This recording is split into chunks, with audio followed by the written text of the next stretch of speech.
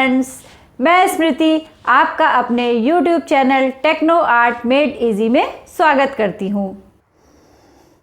Friends, आज का मेरा वीडियो है प्रागैतिहासिक चित्रकला केंद्र। इससे पहले मैंने आपको प्रागैतिहासिक काल के बारे में बताया था। फ्रेंड्स, मैंने प्रागैतिहासिक काल का एक ब्रीफ समरी वीडियो बनाया था। अगर आपने मेरा वो वीडियो नहीं देखा है तो उसका लिंक मैंने डिस्क्रिप्शन में दिया है, आप वहाँ से जाके उस वीडियो को देख सकते हैं। आज मैं यहाँ बताने वाली हूँ कि भारत में कहाँ से या भारत में किस किस जगह से प्रागैतिहासिक चित्रों की खोज हुई थी और कहाँ पे प्राप्त हुए थे।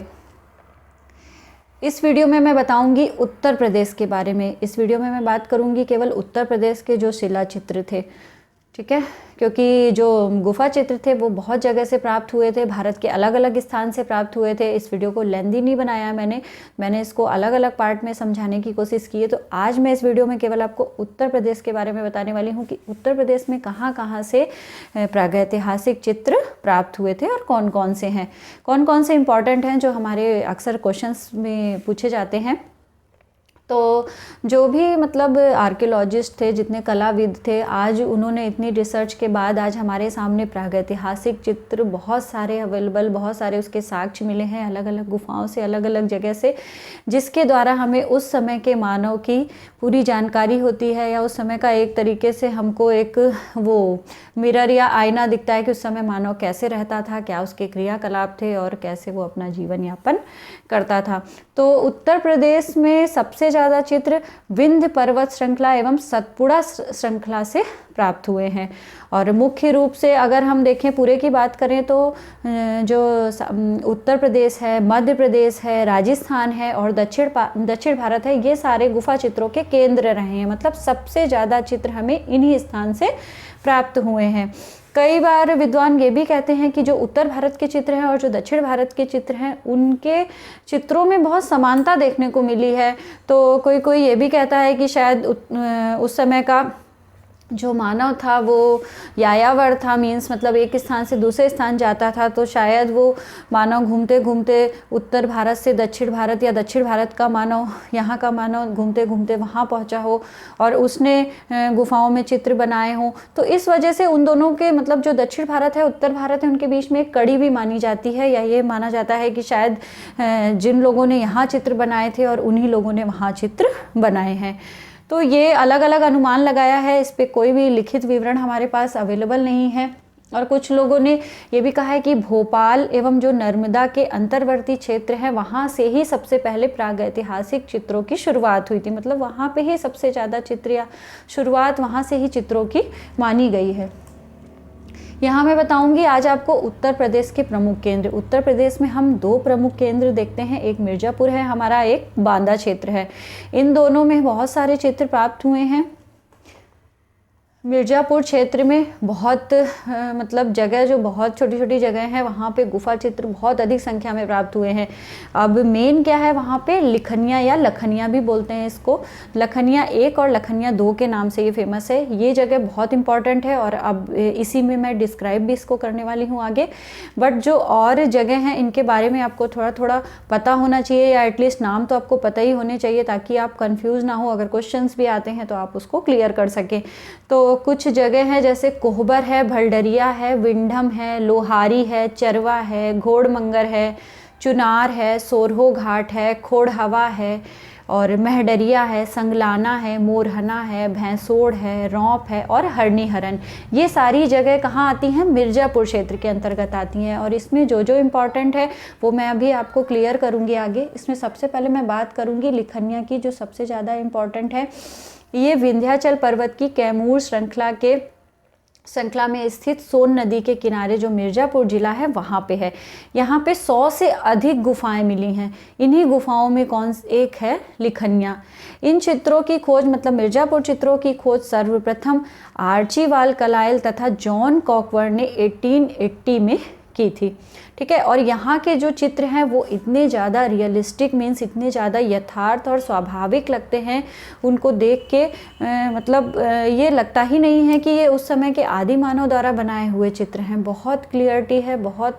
बट अब टाइम के हिसाब से या टाइम जैसे जैसे आगे बढ़ गया उसके वजह से वहाँ के जो चित्र हैं वो बहुत अब धुंधले होते भी चले गए हैं। और यहाँ के चित्रों की समानता स्पेन में जो कोगुल गुफा है वहाँ की जो प्री हिस्टोरिक आर्ट्स थी या पेंटिंग है, वो गुफाओं में बने चित्र हैं, वहाँ से उसकी जो आकार शैली के समान ही यहाँ के चित्रों को माना गया है। ठीक है, और जो भी चित्र हैं ज़्यादातर वो गेरू और कोयले इन सब चीज़ों से बने हैं। तो लखनिया में जो फेमस चित्र है उसमें एक तो है हाथियों के शिकार का दृश्य, एक है सांभर के आखेट का दृश्य, फिर है नृत्य वादन करते मानव समूहों का चित्र, लंबी चोंच वाले पक्षी का चित्र और पशु आखेट।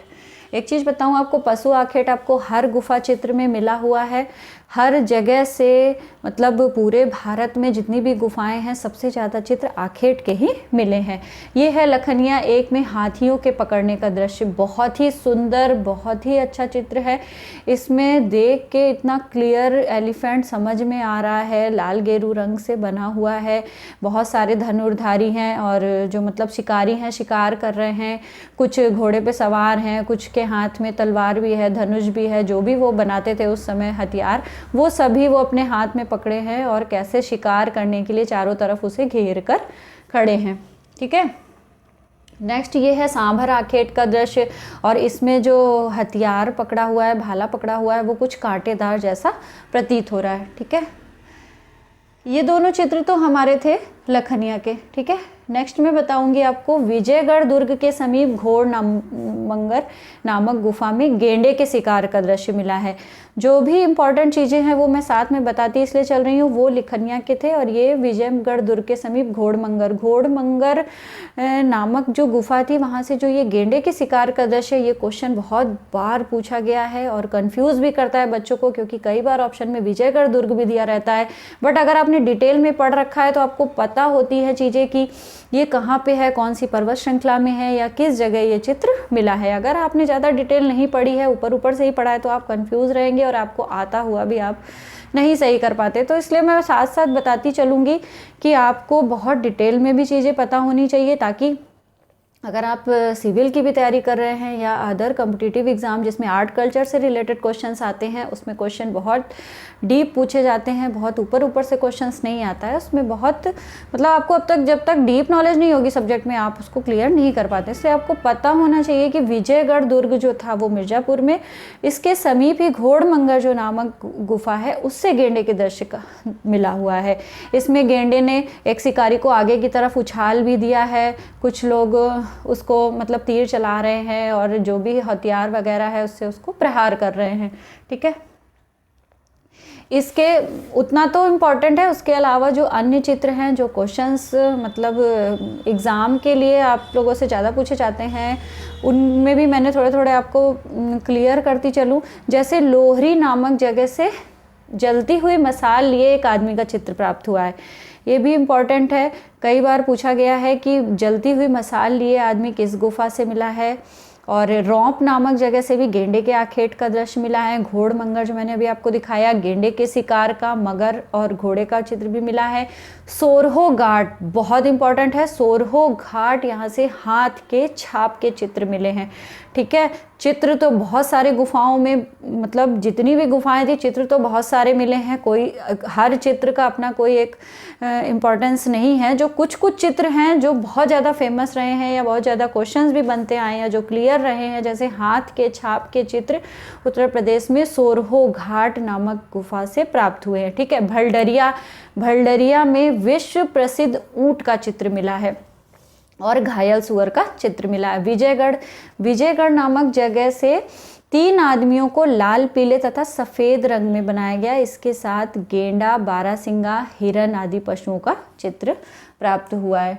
ठीक है, तो ये सारी चीज़ें मिर्ज़ापुर क्षेत्र के अंतर्गत आती हैं, इतना ही इसमें इम्पॉर्टेंट है। इसके अलावा भी बहुत छोटी छोटी गुफाएं हैं जहाँ से चित्र प्राप्त हुए हैं, आखेट वगैरह के, बट जितना इम्पॉर्टेंट है उतना हम पढ़ते चलते हैं। बांदा क्षेत्र, अब बांदा क्षेत्र में भी बहुत सारी गुफाएं थी। बांदा क्षेत्र में बहुत जगह गुफा चित्र प्राप्त हुए हैं, जिसमें मुख्य रूप से सरहट है, करियाकुंड है, मलवा है, अमवा है, बरगढ़ है, मंझावन है, चित्रकूट है, साहभैया है, बागा है, लकहट है और मानिकपुर है।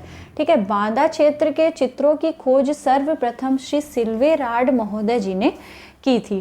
ठीक है, अब एक चीज़ और बताऊं मैं आपको, जैसे वो कैमूर पर्वत श्रृंखला या विंध्य पर्वत श्रृंखला है, इसमें क्या है, बहुत लोग कंफ्यूज रहते हैं। प्रांत विभाजन से, अगर मतलब जैसे प्रांत विभाजन से देखें, जैसे उत्तर प्रदेश की सीमा है तो उत्तर प्रदेश के अंतर्गत बांदा आता है, लेकिन जो विंध्य पर्वत श्रेणी है, जो उसका विस्तार है, उसका विस्तार मध्य प्रदेश तक है। तो इसलिए कंफ्यूज नहीं होना है, जो ये भौगोलिक डिवाइडेशन होता है और जो प्रांतीय डिवाइडेशन होता है वो अलग अलग होता है। मतलब जो पर्वत श्रृंखला होती है वो तो बहुत दूर तक फैली होती है ना, वो तो नहीं होती ना कि बस ये यहाँ से सीमा खत्म उत्तर प्रदेश से तो इससे आगे विंध्य पर्वतमाला नहीं है, ऐसा नहीं होता। क्योंकि भौगोलिक दृष्टि से जो विंध्य पर्वतमाला है वो बहुत दूर तक फैली हुई है। तो जो हमारा उत्तर प्रदेश है, बांदा जो क्षेत्र है वो हमारा किस में आता है, उत्तर प्रदेश के अंतर्गत आता है। और अगर पर्वत श्रेणी की बात करें तो जो बांदा क्षेत्र है वो विंध्य पर्वत श्रेणी के अंतर्गत भी आता है। ठीक है, इसलिए थोड़ा कंफ्यूज नहीं होना। अब बांदा चित्रों में सिल्वेराड महोदय जी ने 7 प्रकार की, मतलब 7 गुफाओं का विवरण प्रस्तुत किया था। उन्होंने डिटेल में बताया था कि वहाँ कौन कौन से चित्र हैं। ठीक है, आप बांदा के चित्रों में भी देखेंगे तो ज़्यादातर चित्रों में शिकार, आखेट और जानवर, मानव समूह, यही सारे चित्र हैं। और एक इधर चित्र में देखेंगे कि कैसे एक समूह बना के लोग खड़े हैं, या तो वो शिकार कर रहे हैं या तो वो नृत्य कर रहे हैं, एक ग्रुप में कोई एक्टिविटी हो रही है, मतलब कुछ भी समूह में काम हो रहा है। तो ये समूह चित्र भी यहाँ हमें बांदा से मिला है। ठीक है, अब अन्य चित्र जो इम्पोर्टेंट है उसमें देखते हैं सरहता से अश्वारोहियों के समूह अंकन, और फिर मलवा से हमें मानव आकृति को पशु के साथ दिखाया। मीन्स उस समय कृषि सभ्यता हो गई थी, पशुओं का यूज़ वो कृषि में करने लगा था मानव। और करियाकुंड से सांभर का पीछा करते अनेक धनुर्धारी मिले हैं। मानिकपुर से बहुत इम्पॉर्टेंट है, पहिए रहित गाड़ी और 3 घोड़ों का अंकन हुआ है। ये देखिए 3 घोड़ों का ये वाला चित्र यहाँ दिखाया गया है। इसमें 3 घोड़े हैं और मानव भी है, साथ में कुछ औजार लिए हैं। तो ज़्यादातर जो चित्र मिले हैं वो सभी आखेट से संबंधित चित्र ज़्यादा हैं ज़्यादातरों में, क्योंकि मानव पूरी तरह से शिकार पे ही उसका जीवन आश्रित था। शिकार करके ही वह मतलब अपना जीवन यापन करता था। जो जितनी भी उसकी उस समय की दिनचर्या थी वो उसी पे डिपेंड करती थी, शिकार पे ही डिपेंड करती थी। और उत्तर प्रदेश के में और भी अन्य छोटी छोटी जगह से बहुत सी गुफाएं हैं जहाँ से चित्र प्राप्त हुए हैं, पर जो ज़्यादा इम्पोर्टेंट जगह है वो है मिर्ज़ापुर और बांदा। मिर्ज़ापुर सबसे ज़्यादा इम्पॉर्टेंट है क्योंकि मिर्ज़ापुर से ही सर्वप्रथम प्रागैतिहासिक चित्रों की खोज हुई थी, इसलिए मिर्ज़ापुर भी हमें बहुत ध्यान से पढ़ना होगा। और मिर्ज़ापुर में बहुत सी छोटी छोटी गुफाएं हैं, बट उसमें सबसे ज़्यादा इम्पॉर्टेंट है हमारी लिखनिया 1 या लिखनिया 2, उसको अलग अलग 2 नाम दिए गए हैं। और एक चीज़ और बताऊँ कि मैं मिर्ज़ापुर में एक पिकनिक स्पॉट है विंडम बोला गया है उसको, विंडम नाम है उस जगह का, और वहाँ से भी बहुत सारे गुफा चित्र प्राप्त हुए हैं। तो फ्रेंड्स, इसमें मैंने आपको बताया है कि उत्तर प्रदेश में कौन कौन से गुफा चित्र फेमस थे, कौन कौन से गुफा चित्र प्राप्त हुए हैं। इसके बाद मैं आपको अब नेक्स्ट वीडियो में बताऊंगी कि मध्य प्रदेश के कौन कौन से गुफा चित्र हैं या कौन कौन से गुफा चित्र प्राप्त हुए हैं। एक चीज़ आपको मैं बताने वाली हूँ कि मध्य प्रदेश में प्रागैतिहासिक चित्रों का पूरा भंडार है। मीन्स सबसे ज़्यादा चित्र, जो सबसे ज़्यादा मतलब चित्रकारी हुई है वो मध्य प्रदेश क्षेत्र के अंतर्गत आने वाली गुफाओं में ही हुई है। और वहाँ के जो चित्र हैं वो बहुत मतलब क्लियर, या बोले तो नवपाषाण काल के टाइम के ही ज़्यादा हैं, क्योंकि उसमें जो रेखाएं और उसमें जो फिगर वगैरह बनाया है या जो भी उसने पशु आकृतियाँ बनाई हैं उन सब में बहुत ज़्यादा क्लियरिटी भी हो गई। उसने अलग अलग फॉर्म्स भी धीरे धीरे यूज़ करने शुरू कर दिए थे। ये सारी बातें मैं अपने अब नेक्स्ट वीडियो में करूँगी। मिलते हैं अपने नेक्स्ट वीडियो में। आई होप आपको मेरा ये वीडियो पसंद आया होगा। आपको कोई क्वेश्चंस है तो आप कमेंट्स करके ज़रूर पूछिएगा। आई होप आपको मेरा ये वीडियो पसंद आया होगा, तो प्लीज़ मेरे चैनल को लाइक करें, शेयर करें और सब्सक्राइब करें। साथ ही बेल आइकन को प्रेस करें, जिससे आपको टाइम टू टाइम मेरे लेटेस्ट वीडियो के नोटिफिकेशन मिलते रहेंगे। मिलते हैं अपने नेक्स्ट वीडियो में, तब तक के लिए बाय बाय।